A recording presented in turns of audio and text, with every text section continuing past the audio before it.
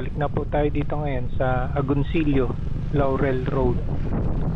At ang tulay ay nasira. Ayun, ginagawa. Kita nyo naman sa kaliwa. Iyan po ang bundok na aakyatin natin papuntang Tagaytay. Napansin nyo ba yung dinaanan natin ngayon? Sementado siya. Hindi siya mukhang temporary road eh. Tapos walang parang wala namang daanan ng tubig sa ilalim ng kalsada. Ewan ko lang din.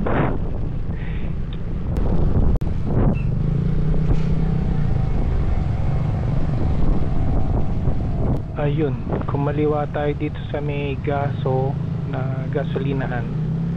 Alam ko ito yung kalsada na matarik, yung pakyat, anong pangalan, Bridge of Hope. Ang plano sa pagkakaalam ko diretso dapat tayo pabalik doon sa Ligaya Drive, packet ng Tagaytay. Pero yun, matinding akyatan to. At susubukan ng gusto kung gaano katalakas talaga itong ating Faccio. Medyo tagilid lang. Ibig ko sabihin, naka NMAX sila tsaka Aerox, pare-parehas 155 yun. At ako'y 125, tapos dalawa pa kami ni OBR ang sakay. Sige, laban. Malalaman natin ngayon kung gaano kalakas tong hybrid na Yamaha Faccio natin.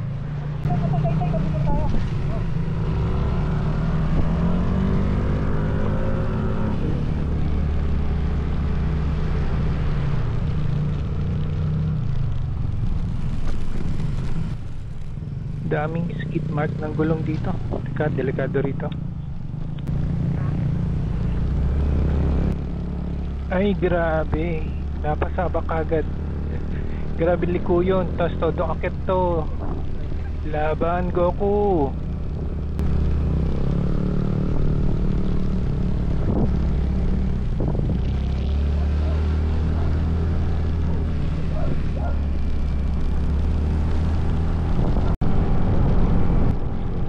Barangay As-Is, Laurel, Batangas. Ramdam kong paahon kami ng paahon. Info lang po, in case na hindi nyo napanood yung part 1, yung Taal Loop natin. Bali, ito na po yung second part ng video na yon kasi masyado mahaba. Natapos na natin yung pag-visit or dun sa mga stopover natin sa deck view at saka sa baywalk ng along Taal Lake. Bali, pabalik na tayo, pa-closing na tayo ng loop natin, pabalik na tayo ng Tagaytay kung saan tayo nanggaling. Guys, from here onward, hindi ko na ikakat yung video natin para makita ninyo, maramdaman ninyo at ma-proof natin kung talagang kaya ba ng isang Faccio 125cc hybrid ang umahon dito sa Laurel, Batangas, packet ng Tagaytay. Barangay Niogan yata yung dulo nito. At ang bigat namin ni OBR nasa 130 kilos. So may mga gamit pa. So sabi na natin roughly na 140 kilos lahat ang karga itong Faccio natin. And all stock. Wala pong ginalaw, walang bolang pinalitan whatsoever. Ang langis nito ay yung sa langis pa rin ng Yamalube at maintenance ng kasa dahil dalawang change oil pa lang tayo dito simula nung nakuha natin tong unit. Kaya ito magiging batayan or pwede natin gawing standard kung ano magiging decision ninyo or pananaw ninyo kung gaano kalakas, gaano katatag sa akyatan ang isang scooter na Faccio Hybrid 125cc.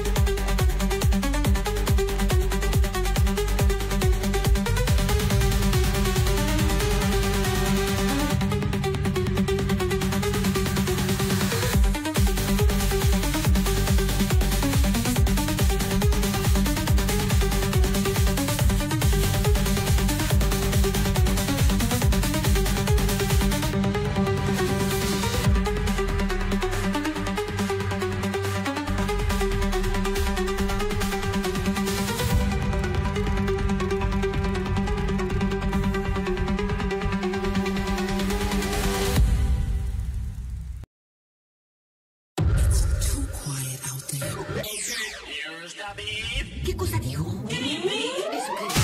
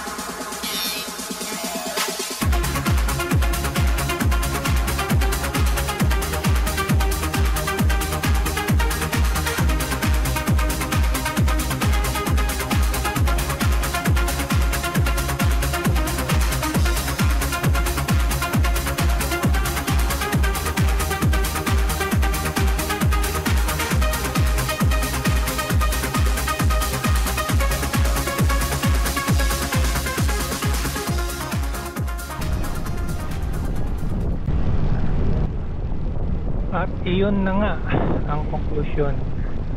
Nakaahon po ang Pasio 125 hybrid dito sa Tagaytay. Ito, Tagaytay Road na tayo. Tagaytay Laurel Road. Laking luwag. Nakakatakot dumaan doon. I-recommend ko ba sa inyo na doon dumaan? Hindi po. Maski kaya ng motor ninyo, hanggat maaari huwag kayo doon dumaan. Ang kinakatakot ko doon, yung mga bangin. Kita nyo naman, talagang malalaki yung ibang bangin doon halos kinain na isang linya. At may mga part na tulay na unti-unti na gumuguho yung lupa. So hindi natin malaman kung kailan talaga yung bibigay. Kaya mainam na huwag na po kayo doon dumaan. So tama na po itong nakita ninyo. Na-prove naman natin na kinaya ng Pasio 125 hybrid with OBR na umahon po doon sa Barangay As-Is Laurel, paakyat dito sa Tagaytay. At shoutout po sa ating mga subscribers, sila Budolerang Mamshi, Roden Music, Peace and Sounds, Jun Kochanko, Joshua MF. Shoutout din kila Blaze 21, Marty Ilagan, Tifa, Chairman K, Michelle Lodi Altoberos. Shoutout din kila Jello Mandu, Mark Angelo Atarashi, Mighty Panda Roar, Memen Gaming, Melanie Gueco. Shoutout din kila Joshua Ramos, Eduardo Calaw. Ganon din kila Callejo Ladies na laging nanonood ng mga videos natin yun. Maraming salamat po. At shoutout din kila Paring Ray at sa aking inanak na si Jack.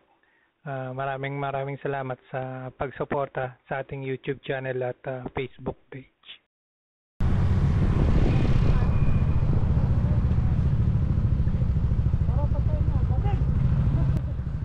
At magkakapilang daw muna sila. Kami hot choco malamang. Yun. So, kung nagustuhan nyo po yung video natin, sana naman po mag-subscribe kayo para dumami tayo rito at ma-supportahan ninyo naman yung channel natin.